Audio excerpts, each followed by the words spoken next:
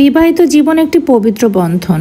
এই সম্পর্ক গড়ে ওঠে ভালোবাসার, সম্মান এবং বিশ্বাসের ভিত্তিতে। কিন্তু কখনো কখনো দেখা যায় সংসারে থাকা সত্ত্বেও কেউ একজন পরকীয়ায় জড়িয়ে পড়ে এবং এর ফলে একটি সুন্দর সংসার ধ্বংস হয়ে যায়। যেমন গত 2 দিন থেকে দেখছি মাশাআল্লাহ আপুর যে বিষয়টা, কল্পনাও করতে পারেনি এত সুন্দর জুটিরও ডিভোর্স হয়ে যাবে। সব থেকে বড় কথা, পুরুষ আসলে কিসে আটকায়? পুরুষ একমাত্র পরনারীতেই আটকায়। তারা সন্তান, সংসার কোনো কিছুরই মায়ায় জড়াতে পারে না। সমাজে এমন অনেক ঘটনা আছে যেখানে কিছু নারী, তেমনই কিছু পুরুষও নিজের সংসার ভেঙে পরকীয়ার পথ বেছে নিচ্ছে। অনেকের ধারণা যারা পরকীয়া করে তারা ইচ্ছাকৃতভাবে সংসার নষ্ট করে, কিন্তু এর পেছনে অনেক গভীর মানবিক এবং সামাজিক কারণ রয়েছে বা থাকতে পারে।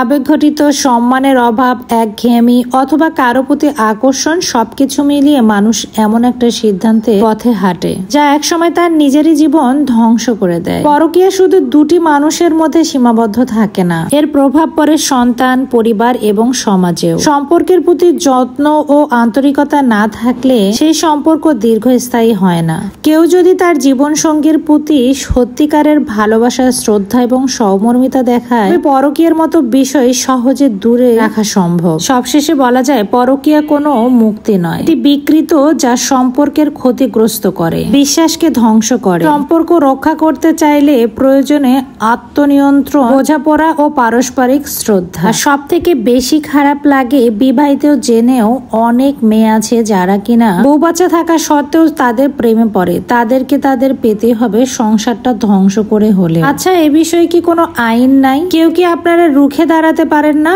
এসব কি ঘটছে? সব থেকে বড় কথা, এই ধরনের কোনো বিচার, আইন ব্যবস্থা নেই বলে দিনের পর দিন এর প্রভাব বিস্তার হচ্ছে। আজকাল নিউজ পেপার বলেন, ফেসবুক বলেন, যেখানেই ঢুকবেন সেখানেই দেখবেন প্রতিদিন এই ধরনের ঘটনাগুলো চোখে পড়ে। আচ্ছা, আপনারা যখন একটা সন্তান জন্ম দেওয়ার পর নিজেরা আলাদা হয়ে যান, ডিভোর্সের পর বাবা মা জিতে যায় কিন্তু হেরে যায় সন্তানগুলো, আপনাদের একটা বারের জন্য মায়া লাগে না? নিজের ওরসজাত গর্ভ ধারণ করেন যে সন্তানকে, তার মায়া কাটিয়ে আর একজনের কাছে চলে যান। থেকে বড় কথা কি জানেন? যে মানুষগুলো তাদেরকে গ্রহণ করে তাদের উদ্দেশ্যে একটা কথা বলতে চায়। তারা নিজের রক্তের সম্পর্ক ছিন্ন করে আপনার কাছে চলে যায়। রক্তের সম্পর্কের সন্তানকে আগলে রাখতে পারে না, তারা আপনাদেরকে কিভাবে আগলে রাখবে? তারা সাময়িক আবেগের কারণে হয়তো বা যায়, দিন শেষে দেখা যায় সব কটা জীবনে নষ্ট। আমাদের বোঝার বোধ বুদ্ধি কবে দেবে? আবার অনেকে দেখি গর্ব করে বলে তারা প্রথম স্বামীকে ডিভোর্স দিয়ে দ্বিতীয় সংসারে খুব ভালো আছে। অনেকের এই ধরনের ভিডিও দেখি, তাদের আমি নাম বললাম না।